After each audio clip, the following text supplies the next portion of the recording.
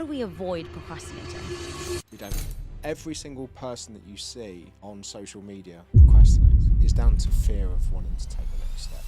I had a massive mental breakdown. I had ticked all the boxes of what everyone else defined as success. But I reckon in that year I'd spent 2 proper days with my daughter. Did you lose confidence? There's a reason they call it building confidence. Confidence comes from making lots of mistakes and realising that it's fine. We give ourselves these giant goals and then we think we failed, but actually it's not us who's failed. It's the system that we've created. What affects people's confidence is they try and they don't get what they imagined they were going to get. Then they believe that that wasn't for them. How do I become disciplined if I don't have any discipline right now? If you do hard things, you have an easier life. It's everything that I do now, but it's for that 70-year-old Jay. I feel like I'm about to burst out crying at any moment you talk to me.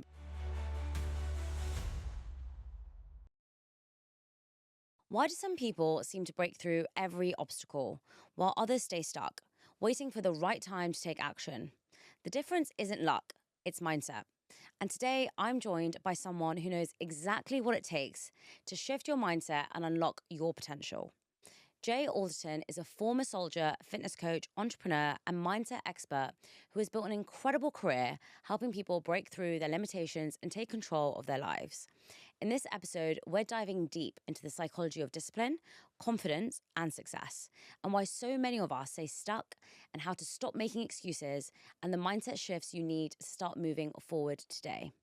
So if you feel like you're in a rut, if you're waiting for motivation, or if you keep saying, I'll start on Monday, this conversation is going to change how you see yourself.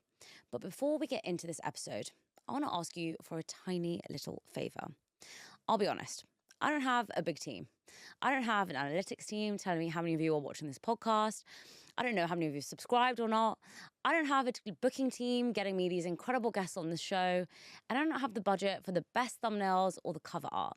But I do have one thing, and that's a drive to bring you the best guests and have some of the best conversations so that we can all learn and grow together.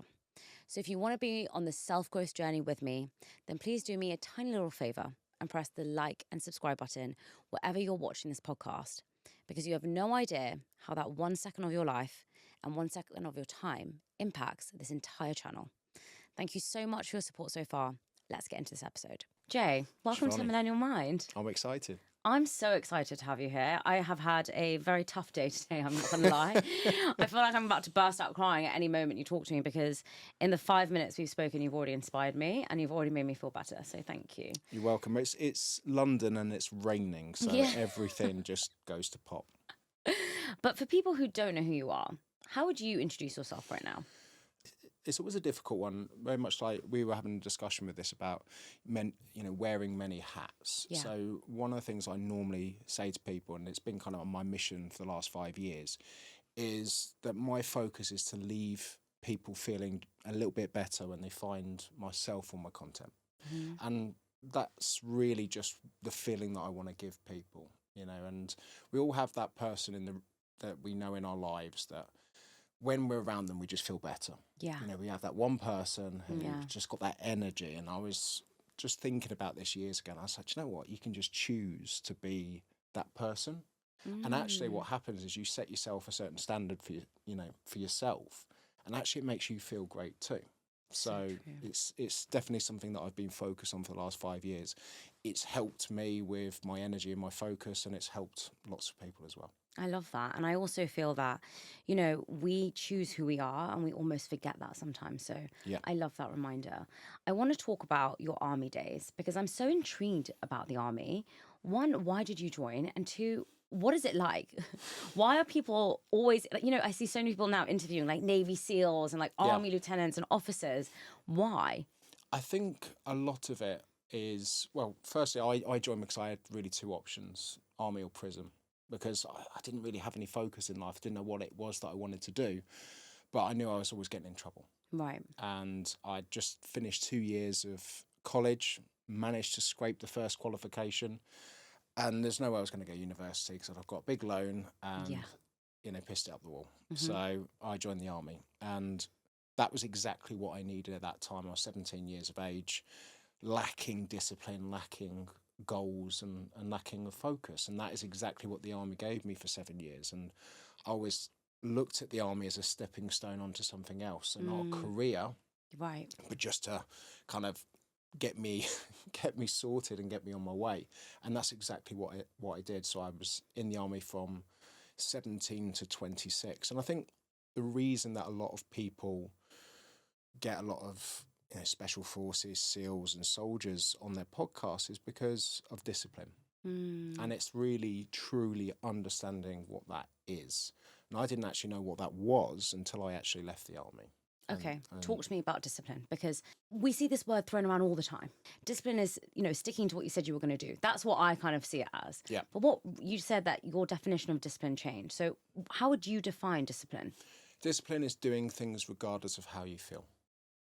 Okay. It's a simple thing.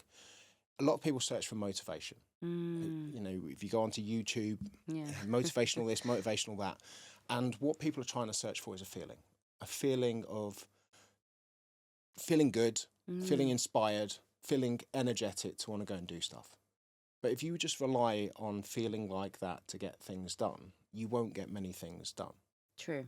Discipline is going, the way that I look at it is like rolling your eyes. You don't want to do it, but you do it anyway.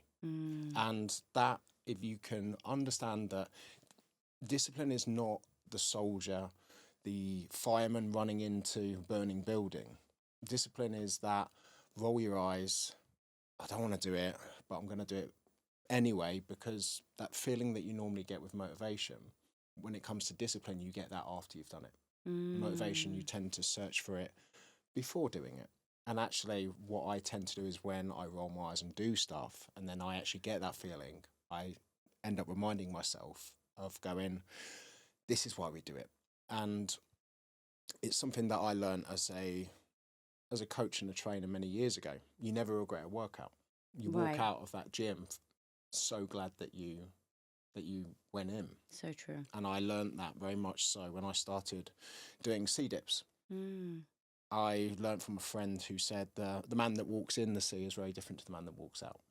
And, I remember I live by the sea. During the pandemic, I jumped in every day for 2.5 years. And I would say 5 of those days I actually wanted to go in. But walking back out, I was a totally different person. And I try and explain that to people, that if you do hard things, you have a easier life. So it's gravitating towards those hard things and actually understanding that anything that is worth doing is going to have that resistance, is going to have that eye roll, because it means that you've got to do something that's uncomfortable. And lots of things that change your life are uncomfortable. I want to challenge you a little bit. You 100%. said that when you walk out the sea, you're a different person. Why and how? A mixture of things. Firstly, it's amazing when you don't want to do something, you do it anyway, and then you get a good feeling from doing it. Okay. It's that endorphins release. It's that feeling of accomplishment. And actually that really fires you through the rest of the day. And I'm a very massive fan of doing things early in the morning. Okay. The main thing being is this whole quote of eating a live frog. And the quote goes, if you eat a live frog early in the morning, the rest of the day becomes easier. And I find that if I can do the hardest things in the morning that I don't want to do, anything else that I've got to do for the rest of the day is easy and I can get it done. Because I can just look back and go, yeah, but Jay, you jumped in the sea early this morning, or Jay, you got up early this morning, or, Jay, you jumped in your cold plunge this morning, or Jay, you got a stretching session in this morning. Jay, you went and did 3,000 steps this morning. Yeah. It doesn't have to be something extreme. It's just doing things that are good for you, that you are kind of rolling your eyes and reluctant to do, even though that they're going to be good for you. That's all great in theory, though, isn't it? When you're telling me this now, I'm like, right, tomorrow I'm going to go to the cold plunge, and I'm going to get in because I'm going to be a different woman walking in than I'm going to be walking out. But I'll get to the cold plunge. It'll be so cold. Yep. And I'll just think, I'm going to feel cold for the rest of the day. Forget it. Yep. How do I become disciplined if I don't have any discipline right now? I think the biggest thing that you need to do is understand how we are wired as humans. And when we're reliant on ourselves to do things, we're the biggest convincers not to do something. Right. When we have other people relying on us, or when we lean into other people, we find it a lot more difficult to not do those things. And one of the main reasons being is that we project on other people how we want others to see us. So if we lean on them with hard things to do, we're more inclined to do them because we don't want to be seen as that fake person that we're not. And the example I'll give you of this is I've been doing jiu-jitsu for the last 2 years. It's very, very demanding, very, very difficult.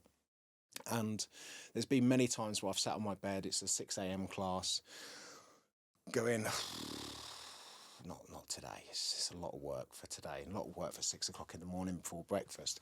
And then I go on to this app where we book in, and I see that there's 3 guys booked in. Right. And jiu-jitsu is a partner-based thing. So if I don't turn up, somebody hasn't got a partner. So I feel that I'm letting down that person who's booked in, got in early, and shown up. So it actually not necessarily motivates me, but I just don't want to let people down. So that drives me to get there, to go and do the work. And amazingly, when I walk out, I'm like, I'm so glad I did that. I love that. So one of the things that I do when it comes to starting difficult things is find ways of holding yourself accountable. One of the things I find with cold plunges, it's very hard not to do it when you press live on Instagram. The minute that I press that button, I'm like, I have to do it. I've got to do it now. So true. I've got all those people now that are just watching me. Imagine if I didn't. God, maybe you'll all see me do that now.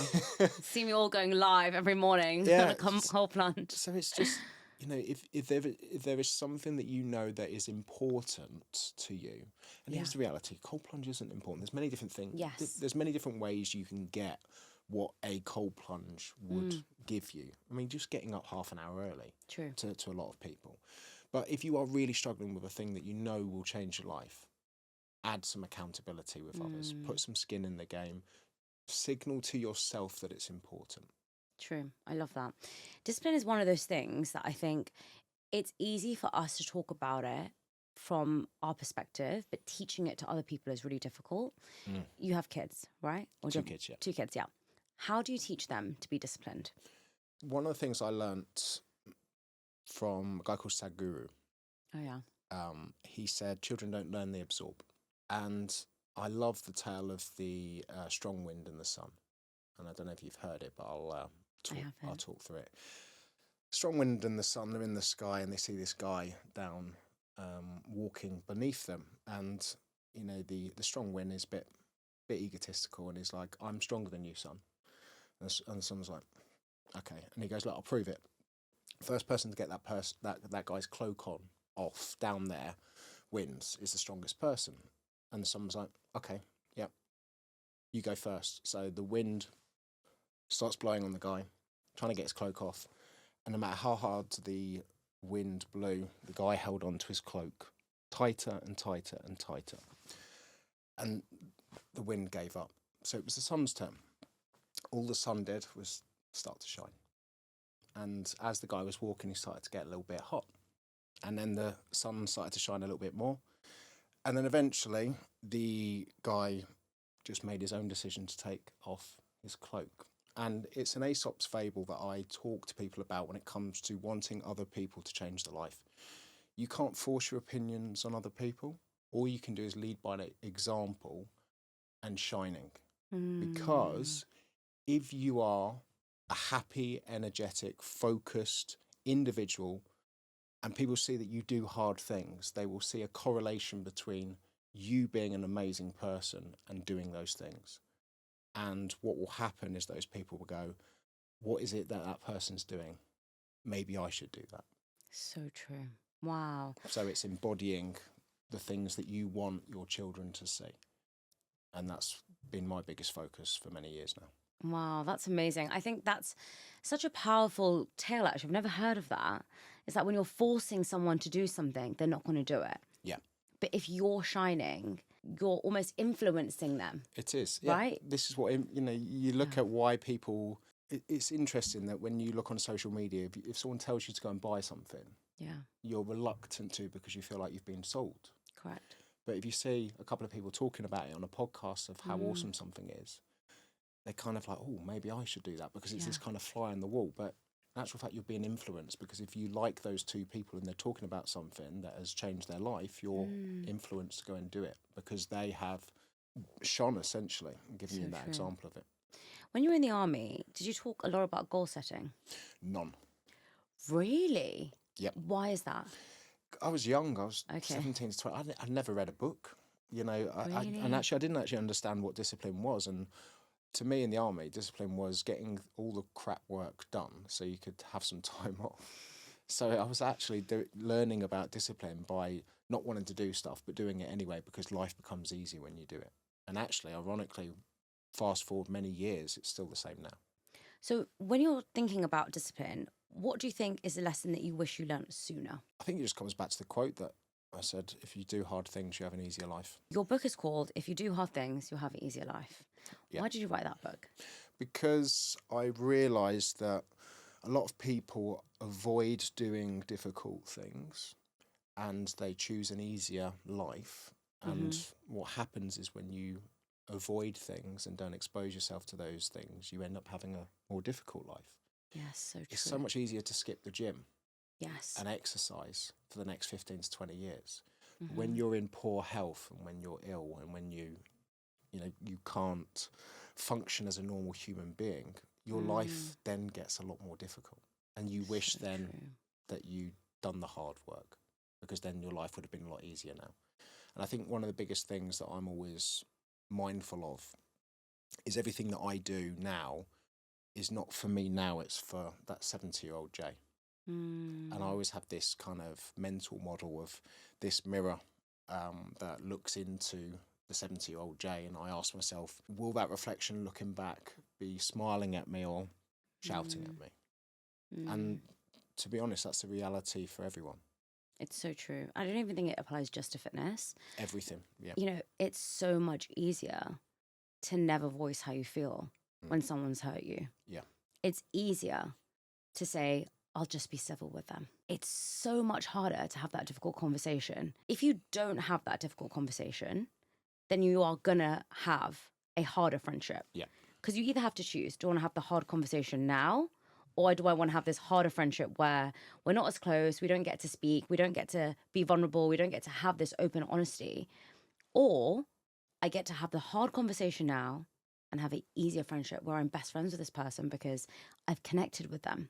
Yep. And it kills me actually, because there's been so many times in my life where I've wanted to have that conversation with someone and they don't want to have it with me.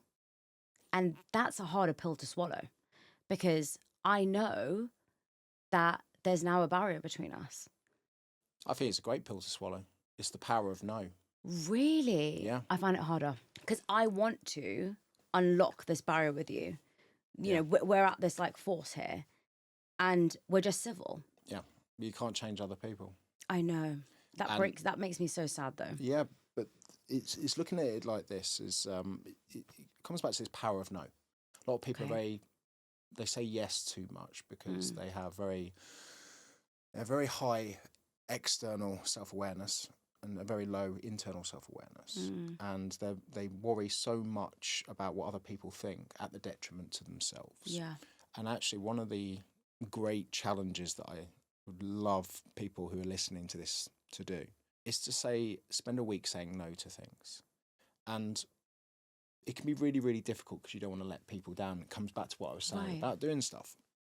But if you say no to somebody, what happens is the right people respect your boundaries. Yes. The wrong people get angry. But what you have just revealed is the people that respect and appreciate you and the people that use you. So true. And what you've done, once again, is you're doing the hard stuff because this will come up later. Yeah. Because then what will happen is it will chip away and chip away and chip away, and it will then almost become impossible to say no to that person. So true. Because of the feedbacks of constantly saying yes. You're so right. I mean, you know, especially like growing up in an Asian family, you are taught not to challenge your 100%. parents, right? And I don't even think this is like an Asian problem. I think this is across the board problem.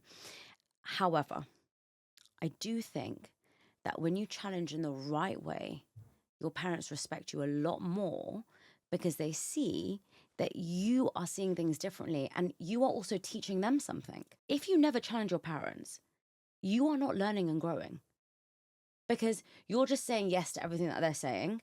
And unfortunately, times change and people change and we learn and grow new things. I'm also not the same person. 10 years ago, I had very different beliefs to what I have right now.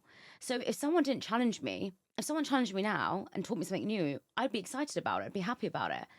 But if someone's just saying yes, yes, yes, I'm not changing my perspective, which means I'm not growing. And so I always find that we're so resistant to challenge people, but actually people respect you more when you give them an alternative perspective. Yeah. Because you're teaching them something. Yeah, 100%. And the right people will respect you more. Some people might be really resistant to it because they don't want to learn and grow. But the people that do will honor that and will respect it. I also think a lot of people want everyone else to think the way that they do. Yeah. And Abraham Lincoln said this quote, he goes, I dislike that man, but I must get to know him better. And I love that because it's okay to have a difference of opinion and you can still like a person even though they don't think the same as you.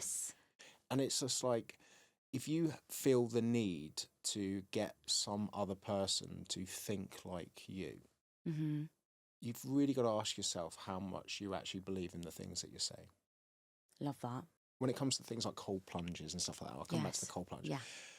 People always send me videos of people taking the piss out of the cold plunge. And I love it. I think it's hilarious because I'm doing it for my reasons. I don't need to justify it. If it didn't feel great, I wouldn't do it. So you could sit there and give me scientific paper after scientific paper and I'd accept everything there, but it wouldn't change how it makes me feel. I don't need to get angry with those people who have a difference of opinion because, you know, we came in here, it's madness. It really is, honestly. It is to a lot of people. Yeah. You've got to find your thing. You know, I roll around with grown men at 6 o'clock in the morning trying to choke each other. It's bonkers. But to a certain subset of people, they absolutely love it. And it's finding what it is that you love, and it's okay that you like different things because you don't need to like everything about someone. Yeah. And I think this is the biggest problem with social media. I remember having a discussion with someone who said, I did one post they disagreed with, and they said, I followed you for 8 years and I'm unfollowing now because of one post. And I was like, oh, I'm sorry that I didn't, sorry that we didn't resonate on that one thing, and I'm sorry that my 4,000 other posts that I've done over the last goodness knows how many years did. So true. And it's like, I'm sorry. Yeah. That happens all the time. I see that. You said this and now I'm unfollowing you. Yeah, 100%. Never thought about it that way. So true. It's interesting you say about the cold plunge because it doesn't make me feel good. In fact, I feel cold for the whole entire day and I feel a bit sick. But I'm also extreme. I do it for like 3 minutes. If I go in, I'm like, I must do it for so long. Like people are like, you only need to do it for like 45 seconds. And I'm like, no. I'll push my body to the extreme and then I feel really sick and horrible. And then I'm like, it doesn't work on me. But I love that you said that, everyone has their own thing and you need to stick to that. I want to talk a lot around procrastination because there's a lot of people who struggle with that. I struggle with that sometimes. I feel so overwhelmed by so much I've got to do. I'll procrastinate and I won't do anything. And then I'll just go to sleep and I'll be like, my problems will go away. But they don't. And then the next morning I wake up and they're even worse. How do we avoid procrastinating? We don't. Excellent answer. We don't. Every single person that you see on social media procrastinates. Even what will make you laugh is if there's a person that comes to my head that you wouldn't think procrastinates in the alpha male kind of section is probably David Goggins. Oh, right, okay. And even he was on a podcast saying that he spends at least 5-10 minutes staring at his shoes, not wanting to get out and go for a run. Really? And this is meant to be the most disciplined man on the planet, the most insane man on the planet. So it's okay to procrastinate. And actually, one of the things that I do sometimes is one of the problems with kind of being your own boss, doing your own thing, and my studio being 4 minutes drive from my house, is I end up sometimes sitting on my bed scrolling through TikToks. Yeah, I know, love TikTok. Like, Jay, what the fuck are you doing? I'm like, and in my head, I know it's 4 minutes to my studio, and if I've got a podcast at 11, sometimes I'll be like, I've got 20 minutes. And it's almost, I sometimes end up getting stressed because the traffic lights have turned or something. I'm like, why have you done this for yourself? Right. And it's just understanding that it's just human. I think one of the biggest things that a lot of people really argue with themselves is thinking that one day that they're never going to procrastinate. Right. And a lot of the time, if you are a person who's constantly procrastinating, and it's literally hindering your life, you've really got to write down why.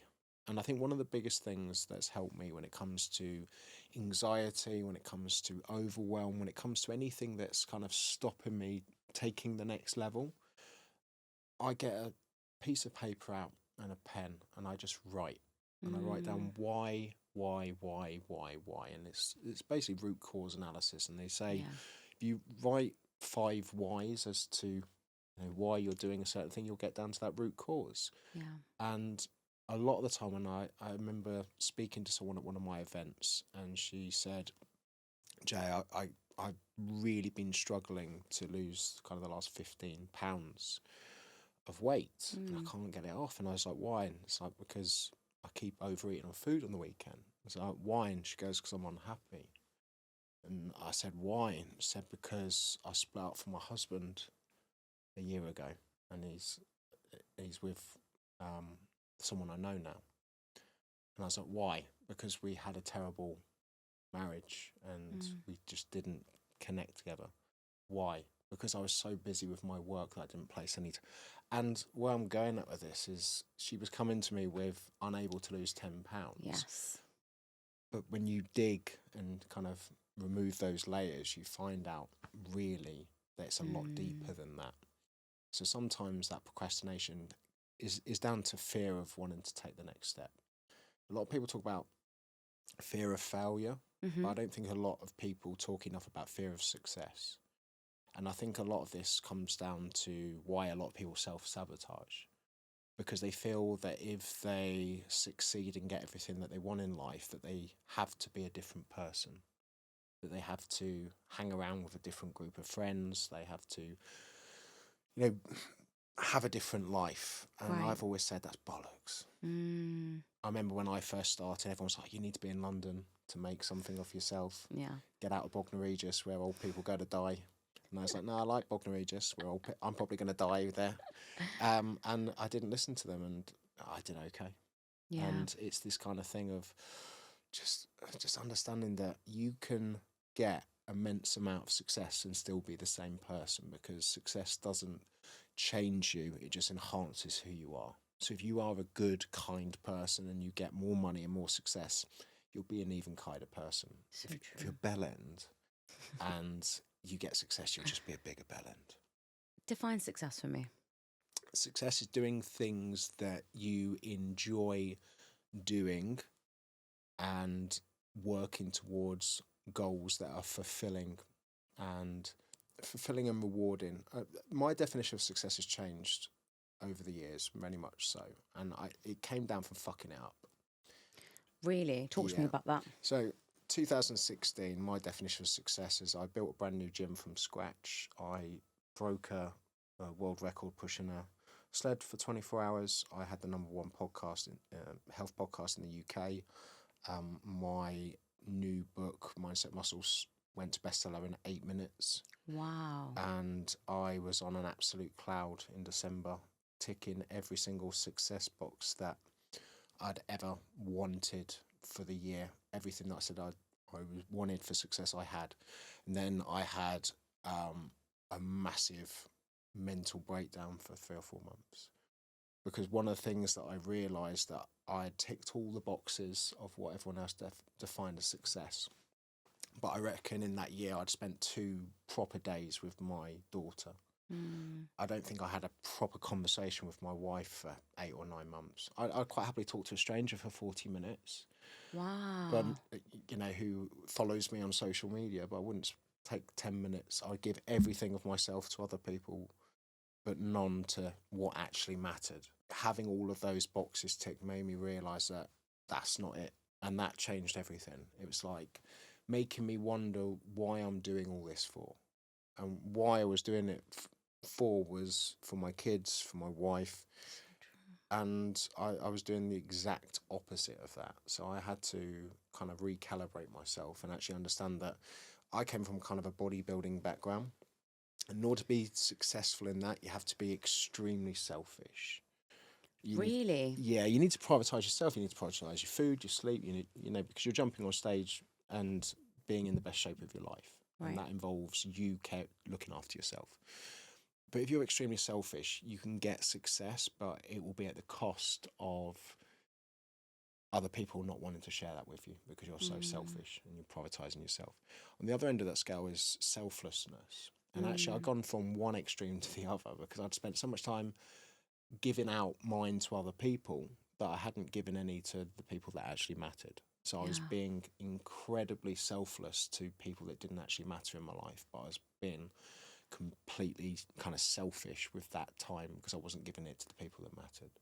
So I had a massive off balance with that. And basically I spent a year telling everyone to fuck off for 8 months so I could just focus on my family and the things that actually mattered to me. Didn't feel the need to get back to every message, every email, and just focus on the people that mattered. What caused that switch? What caused the mental breakdown? I think the main thing was the realisation, like December for me is very, very reflective. It's kind of a weird time. That's 2 weeks before Christmas. Yeah. One, because I had it in 2016, and two, I reviewed the year. What worked, what didn't work, what am I going to improve next year? And deep down, I knew that I'd done everything from from what people deem success, but I hadn't done anything for what true success was, and it was being there for the people that matter. I resonate with that a lot, actually. I feel that.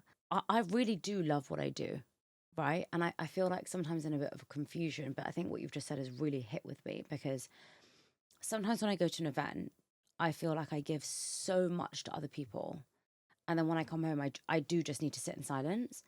And then someone's once said, well, maybe you're masking. And I'm like, but I'm not, because I really enjoy it. I'm actually being truthful when I say I really like it. I've sat with it being like, do I really like it? Did I really enjoy it? And I do. But you can only give so much. You cannot sit there for 45 minutes having a conversation with someone, problem solving for them, feeling that. And I'm a massive empath. So if someone is crying, I will feel it. Sometimes when I was having a conversation with someone the other day. Oh yeah, it was Spencer yesterday. And I was telling him that if I see someone's cut, I will feel an actual reaction in my body. And so I do feel that sometimes I am really feeling what other people are telling me. And then I get home and I have no conversation left in me. And sometimes I do feel that, what are you doing this for? I have felt that recently. But at the same time, with that, you know how you're going to feel after an event where you've given yourself to everybody. Correct. So communication, like for example, my wife now knows if I've had an event, it's probably best that I don't come back that night. Yeah. I get a good night's sleep and then come back. Yeah, nice. So we've made the Yeah. we've learned from this, and it's just like if you've given yourself, you're drained. So what you need is a good night's sleep. Yeah. And go and see people afterward, afterwards. And I think that's the most important thing. It's like, that's just a natural reaction for just giving so much of yourself to other people. Yeah, I think I'm lucky I'm with an introvert, so he really gets it. He's like, you're probably so drained. Don't worry, we don't need to chat. But I do think that sometimes I think, oh, maybe I should not go to so much stuff and then have more time at home where I can be a lot more present, because I don't have kids now. And like I said, I'm with someone who's quite introverted, so he's really not that bothered. But when you have kids and they need you and they want to chat with you about stuff, and, we live quite an easy life right now. And I mean that in the sense that, we don't need to talk about heavy things every day. But when you have kids, there's so much that you need to talk about, right? And so sometimes you do need to have, like, even with our wedding, for example, we're getting married this August. And we just, every time we want to talk about it, feel drained because we're both so busy with work that when it comes to talking about it, we don't have the capacity to. And so I think that's a really nice reflective lesson to think about now, and how you can mitigate those things so that when you do have kids, it doesn't distract you and pull you away. I want to kind of talk back to kind of your army days, because I'm sure there's so much you learned around habit formation and how you set habits, because we all have good intentions at the start of the year. Not even just at the start of the year. Sometimes I have a good intention. I mean, this week I've been really good. When I was in India last week, I was so bloated and so uncomfortable that I said, when I get back, I'm going to go to the gym every single day. And I have kind of been every single day, which is great. I'm thinking, even if I go for 15 minutes every day, I should go and I feel really good about it. However, in the morning I wake up and I think, well, I went yesterday and the day before and my legs are hurting today. Do I need to go again? I've done it for the last 4 days. Let's see how I feel tomorrow morning. But how do you set good habits in your life? I have this analogy of 1 chapter a day. Okay. And this comes back to a lot of people setting these New Year goals and everything. A lot of people talk to me and go, Jay, what are the best 30 books to read? And I'm like, well, what's the point in giving you 30 if you're not going to read one? And what happens with people in January, they're like, right, I'm going to read those 30 books. And they manage to get 4 or 5 books ready the first month. And it's like, wow, I'm going to have this done by the first year. Then February comes, maybe even get 1 or 2. So you're still on a roll. But then March comes, you get 1. Yeah. And then April comes and, you're halfway through 1 and then you're just about finishing it off in June. And then you've forgotten July was just summer, so you forgot to read. And you get to the end of the year and you're like, yeah, I'm not doing too bad. I've got 6. Okay, cool, well done. If I just gave you 1 book and said, right, I just want you to read 1 chapter a day. That's it. 1 chapter, just make that commitment to me. 15 minutes a day, 1 chapter. Now, the average self-development book is 11 to 12 chapters, which means if you can make that 15-minute commitment a day, by the end of the year, you would have read 32 to 37 books. And all you did was make a non-negotiable commitment for 15 minutes. Now, one of the problems that a lot of people do is that they try and sprint to success. They like, I want to lose £10 in a month. I want to. Yeah. They want to get the result quick, and anything that is fastly achievable is not sustainable. It's not about losing £10. It's losing that weight and keeping it off forever. So that comes down to those habits. Yeah. And I always say is, when it comes to nutrition, when it comes to training, when it comes to anything, it needs to be enjoyable, maintainable, sustainable, and you can see yourself doing it a year from now. And if it's none of those things, good luck keeping it when you get it. So this comes then down to habits about making non-negotiables. And what to me non-negotiables are is realistic things that you must do as a minimum every week. A lot of people say, I want to go to the gym 5 times a week. I'm like, make a non-negotiable with yourself that I must do it for 3 times a week. Because if you set it for 5 and you get 4, you'll feel like you failed. Yes. But I guarantee you, if you hit 3, it'd be a lot easier to hit 5. So true. I talk about this a lot. So often we set these crazy goals for ourselves and we think we're the failure, but it's a system. You set the wrong system for yourself. And I think that's where, like this week, I was like, even if you do 15 minutes every day of something, it's fine. Just 15 minutes. Because I just think so often for me, a gym session is 1 hour. And I don't know why I've got that in my head. Even half an hour seems really short. But I think it comes from school where PE was 1 hour. And so then going to the gym is 1 hour, working out is 1 hour. So if you don't do 1 hour, you're not doing enough, which is so stupid. Even 15 minutes of an intense workout of doing HIIT or something, or doing weightlifting is good for you. And so I just think so often we give ourselves these giant goals and then we think we failed, but actually it's not us who's failed. It's the system that we've created. I want to talk to you about confidence, because I think the reason why people don't do a lot of stuff and try new things, set new habits, set new goals, is I don't believe that they're confident enough to do them. What did you learn around confidence, and how's your definition of confidence changed? You don't have confidence when you start. There's a reason they call it building confidence. And it's very hard to be confident when you don't do shit. Confidence, another one is passion. People say, how do I find my passion? Right. Like, well, you're not going to sit there and it fall on your lap. And actually you don't yet know what you're passionate about because you haven't done anything. Go and do 50 things, then you'll find what you're passionate about. Confidence comes from actually making lots of mistakes and fucking up and realising that it's fine. It's not the end of the world. It's this mindset that I say to people that confidence is really not that you're going to not achieve things. It's that you're going to fuck up, fail, and going to carry on. And that's one thing that I've learned time and time again. It's something that we actually learned in the army, and it's something that I do on a weekly basis, a monthly basis, and a quarterly basis. And it's called an after-action review.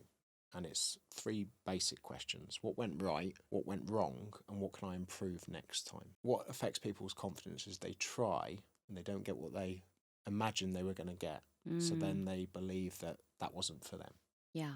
And that's why they don't have that confidence. The amount of people that say to me, oh, I tried that and it didn't work, or I gave that a go. Like, how much of a go did you give? You know, I don't have many people say that. I did that for 3 years and I got no success. True. And I say this with a lot of clients, weight loss. I say, look, I've transformed 15,000 people over the last 10 years, and I've yet to have one person go, Jay, I followed your advice to the letter and got no results. Because it just doesn't happen, because they're basic things that if you've done consistently, you'll get success. And you're just being very impatient. Understand that they call it building confidence for a reason, that you have to create those things around you to make you do it until you start to see the benefits from what it is that you're doing. When I started jumping in the sea, I was too afraid to jump in the sea at first because it's freezing. So I decided to do a cold shower challenge. Right. And I remember the first day looking at it going, what are you doing? Did it, got out, and I was like, I don't understand this. Day 2, day 3, day 4. Got to 10 days in, and I'm like, I still don't understand why people do this. This is stupid. And then, weirdly, on day 14, I was jumped in, and it felt a bit different. Felt a bit easier. Day 15 was a little bit easier. Day 16 was a little bit easier. Day 17, I remember going swimming, and obviously you go into the showers before you go for a swim, and one of these guys said, oh, you don't want to go in them, they're freezing cold. And he obviously didn't know I was on this challenge, so I went in just normal. And he was like, looked at me like, you're made of, like, wow. Yeah. You're made of something else. I was like, that's amazing. And then I went to the last day of the challenge, day 30 of the challenge. I was put up in a hotel, a Holiday Express, and the hot water wasn't working. And it's probably the first time I've ever been in a hotel that I've had a smile on my face that the hot water wasn't working. Wow. And there's 2 things that I learned from that. One, change takes time. And you've got to give things at least 30 days to actually notice something different. And when you do challenge yourself to do these things, the things that you get from it are not normally the things that you wanted or knew. So I thought it was about adapting to cold, but really it was just building up more resilience. Right. And I love this thing of making yourself harder to kill. So your life is a lot less stressful when you can just have a cold shower. When the last train is finished and you can just run 10 miles home. 25 miles that way, or if you just swim across in that cold water, it's only like 5 minutes. So you're adapted to cold, you swim across. You know, it's these things, these scenarios that might never happen, but you're ready for them. Yeah. And I like that because when you do hard things, you have an easier life. That's why you wrote the book. Yeah.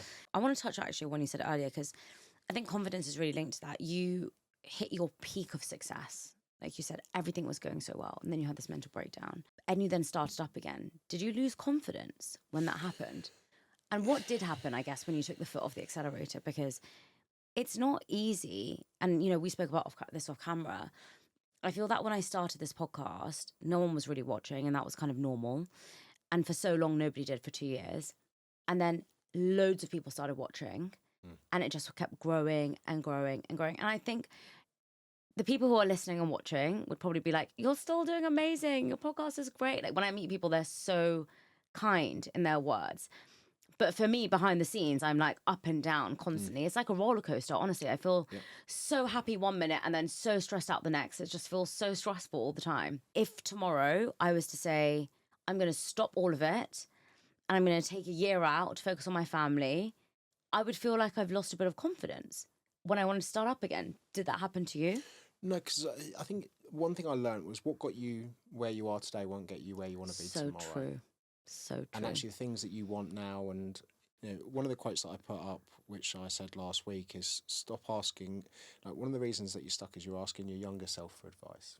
Yes. It's the wrong person because they haven't been through the shit that you've been through. Yeah. And it's just this realisation that, you know, you get this momentum stuff with things, but your life changes. You know, you're going to get married in August, you know, there's other things that become more important. Yeah. At the moment, this is the most important thing, but you don't know that in 5 years' true. time. And actually, you might enjoy this, but it might not be your obsession with it, and that's fine. That's absolutely fine. So it's maybe doing a little bit less or not at all. But also I understand is you get to make the decision. It's not for other people as much as it is. It's for yourself. And you want to put out things when you're at your best. Yes. I'm telling you now, you're not going to make great episodes when this becomes a chore. Yes, true. So you've got to ask yourself is, if I want this to happen for 10 years, I need to bring the fire every time that episode comes in. And consistency isn't a podcast every week. That could be a podcast every month. That could be a podcast every quarter. Yeah, true. And if it's good, people will wait. Yeah. A lot of people are doing so much for the approval and for what other people want, but you forget that you made that rule at first, which means you can also change it. How do you get rid of this constant need to please other people? Because I don't think it's as explicit as we think it is. I would say that I'm somebody who, no, I would admit and say I do care what other people think. But I do think I meet people and they're like, I don't care what other people think. I'll do whatever I want, and they don't do what they want. So how do you get rid of that need of constant approval? So it's understanding that you'll always care what other people think, but what you've got to learn to do is to care what the right people in your life think. Strangers on the internet, doesn't fucking matter. People who aren't impacting your life in any way. My friend has a very crude thing, and he calls it the 5 Fs. If you're not friends, family, financing me, effing me, and one other one, I can't remember, then your opinion doesn't really matter. And that is so true. It's like the people that matter the most in your life. It's caring what they think. Yeah. But we tend to, especially with this social media and views and likes and follows, put so much weight into strangers on the internet. And, having done this whole internet malarkey for the last 14 years, for me now, it's just water for ducks back. It really is. Because most of the time when you get a negative feedback, it's from a person who doesn't have a profile, has never posted in their life or done anything. So why are you putting so much effort and energy into that? And it's this kind of 99-1 kind of equation that if we get 99 positive comments, makes us feel good, but then we get one negative comment and then we spend 99% of our energy on the 1% of those comments. And it's just really understanding that if I get a negative comment, I'm going to still get that, someone doesn't like me. But I pause and go, is this family? Is this a friend? Is this a person that whose opinion I care about? And if the answer is no, then that's it. Okay, off it goes. And it's just pausing for a little bit. But also at the same time, asking yourself truly, whose opinions are you caring about?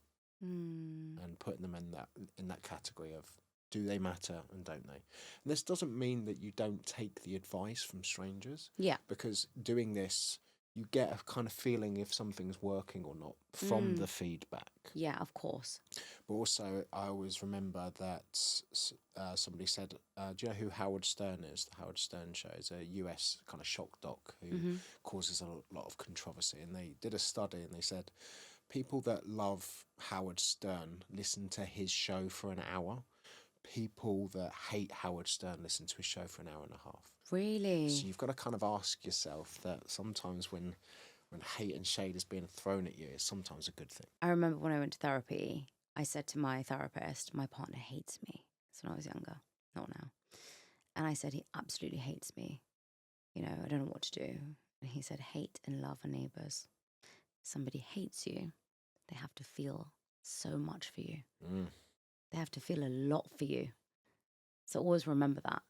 The next time you think someone hates you online, they actually are probably admiring you. Yeah. And if they're not admiring you, they still have a lot of feelings towards you. They're still thinking about you. And I heard this in a Mel Robbins podcast when they said, if you had to pay someone every single time you thought about them, how much would you think about them? Right? Because you have such limited time and energy. And sometimes I find myself overthinking so much about someone. And I always remember that quote. Well, Nicole, my partner, reminds me of that. He's like, you're paying them right now in your brain. And I'm like, oh God, it makes me even more angry. Because I'm giving energy to the people who are distressing me. Yep. And I don't need to do that. But it's also natural. It's this... it's the way our brains are wired as well. It's this survival mechanism in our brains that, oh my God, danger. Yeah. So it's once again, that's why that pause is so important, of going, okay, this is my natural response, but I can change it by just pausing for a second, thinking about it. And it's this kind of, Daniel Kahneman spoke about, I think it's system 1 and system 2 of your brain. So it's just, everything kind of clicks into your first part, fight or flight, and then it's just that pause and let the logic come in for a little bit. Yeah. Have that little gap and then go. And actually, when you get good at that, that's when you're never going to stop those feelings, but you can stop, you can get over them quite quickly. And this is what I wish people understood with mindfulness and meditation. They think you need to light some candles and, wear some floaty clothes and go and sit in a corner for 4 hours. But the reality is what it's training you is to have a thought and allow it to pass without dwelling on it. And if you get very good at that, then a lot of your problems go away because you're not dwelling on things that don't matter. A lot of our problems in life never happen. Yeah. A lot of anxiety, fear, frustration, and emotions are imaginations in our head that never actually come into reality.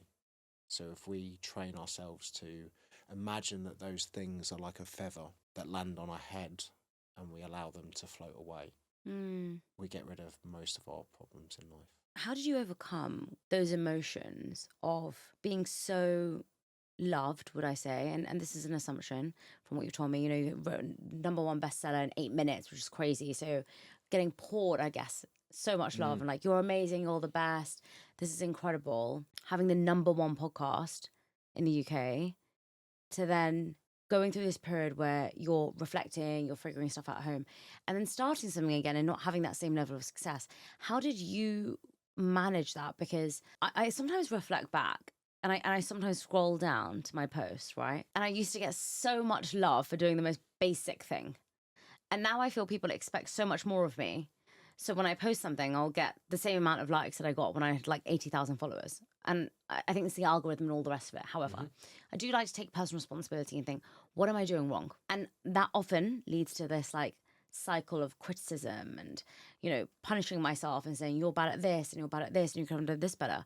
So how did you kind of cope with that, of kind of being here in terms of praise and love and everyone saying you're the best person ever, to kind of seeing a decline in that? I think it's just a lot of the time you're imagining this glowy, amazing feeling, having continued something on without actually realising that there was potentially a cost to that. So it's this kind of thing of fast forwarding. I don't know if you've seen the film About Time. No. So it's basically, I won't spoil the film, but it's a guy that can go into a dark room, close his eyes, and he can go back to something in his past. Wow. His sister was in a car accident, and it was because she was with her boyfriend who was causing her to drink a lot, and then she drunk drove and crashed the car and was in hospital. So he goes back in time and makes sure she never meets her partner. Okay. But then he comes back in time and his daughter's now a son.